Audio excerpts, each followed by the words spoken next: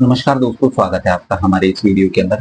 दोस्तों, हम बात करें कि राज्यपाल के संदर्भ में, तो सर्वप्रथम आपको यह पता होना चाहिए कि राज्यपाल क्या है। देखिए दोस्तों, राज्यपाल की जब हम बात करते हैं तो राज्यपाल एक संवैधानिक पद है और राज्यपाल राज्य की कार्यपालिका का संवैधानिक प्रधान प्रधान भी होता है।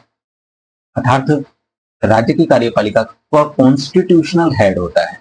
जब हम राज्यपाल की कार्यपालिका की बात करें तो वह राज्य की कार्यपालिका का नाममात्र प्रधान भी होता है या नाममात्र प्रमुख भी होता है, अर्थात नॉमिनल हेड होता है। जब हम बात करें राज्य की कार्यपालिका के संदर्भ में, तो राज्य की कार्यपालिका का वह विधित प्रधान भी होता है। विधित प्रधान मतलब डी जूरे होता है।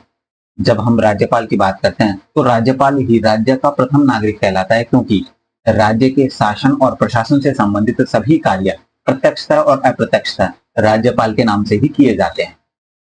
आपको एक चीज और याद रखनी चाहिए राज्यपाल के संदर्भ में, राज्यपाल राज्य के अंदर दोहरी भूमिका का निर्वहन करता है। वह एक और राज्य की कार्यपालिका का संवैधानिक प्रधान होता है, तो दूसरी ओर संघ सरकार के प्रतिनिधि या अर्थात संघ सरकार के एजेंट के रूप में भी कार्य करता है राज्य के भीतर। इस प्रकार हम कह सकते हैं कि राज्यपाल दोहरी भूमिका का निर्वहन करता है। अब राज्यपाल के संदर्भ में हम संवैधानिक प्रावधानों की बात करें तो आपको पता है कि राज्यपाल के संदर्भ में भाग हमारा जो 6 है वो राज्य के संदर्भ में विस्तृत रूप से व्याख्या करता है और उसमें आर्टिकल 152 से 237 तक राज्य के संदर्भ में विस्तृत रूप से प्रावधान दिए गए हैं, जिसमें अनुच्छेद 152 जो राज्य के संदर्भ में परिभाषा को निर्धारित करता है, वहीं दूसरी ओर राज्य के कार्यपालिका के संदर्भ में आर्टिकल 153 से 167 तक राज्य की कार्यपालिका का विस्तृत रूप से प्रावधान किया गया है।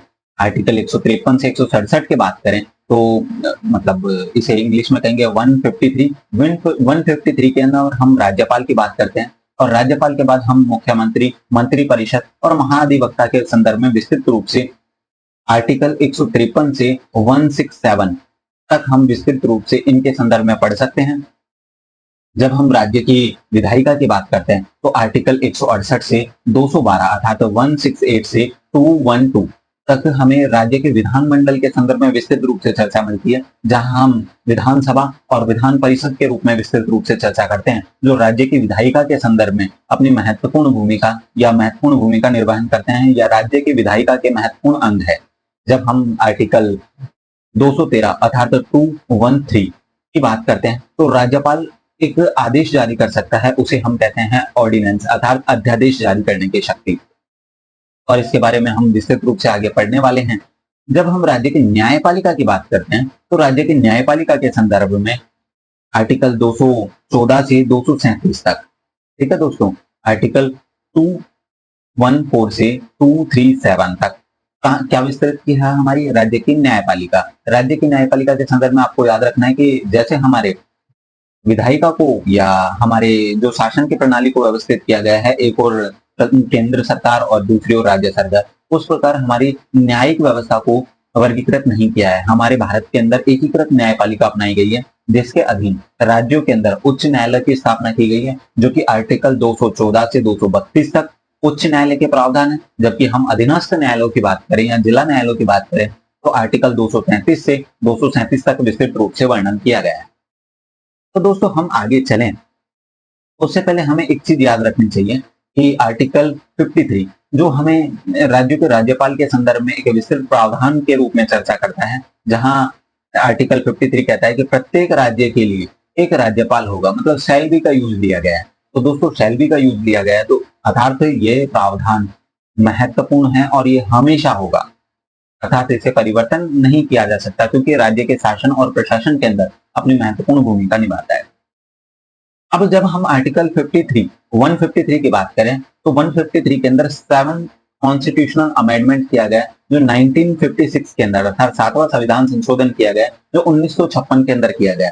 अब जब हम 7वें संविधान संशोधन की बात करते हैं तो 7वें संविधान संशोधन के संदर्भ में आपको 2-3 चीजें याद रखनी है, तो वो बहुत सरल है। इस संविधान संशोधन के माध्यम से सबसे पहले किया गया कि एक व्यक्ति 2 या 2 से अधिक राज्यों का राज्यपाल बनाया जा सकता है। फिर हम दूसरी ओर बात करें कि एक संयुक्त उच्च न्यायालय की भी स्थापना इसके माध्यम से की जा सकती है। 2 या 2 से अधिक राज्यों के लिए एक संयुक्त न्यायालय की स्थापना की जा सकती है। फिर हम बात करें, इससे राज्य प्रमुख के पद का प्रावधान भी हटा दिया गया। इससे हमको 3 बातें याद रखनी है। एक व्यक्ति को या एक व्यक्ति को 2 या 2 से अधिक राज्यों के राज्यपाल बनाया जा सकता है। संयुक्त उच्च न्यायालय की स्थापना की जा सकती है 2 या 2 से अधिक राज्यों के लिए। फिर राज्य प्रमुख का पद यहाँ से हटा दिया जाता है संविधान से।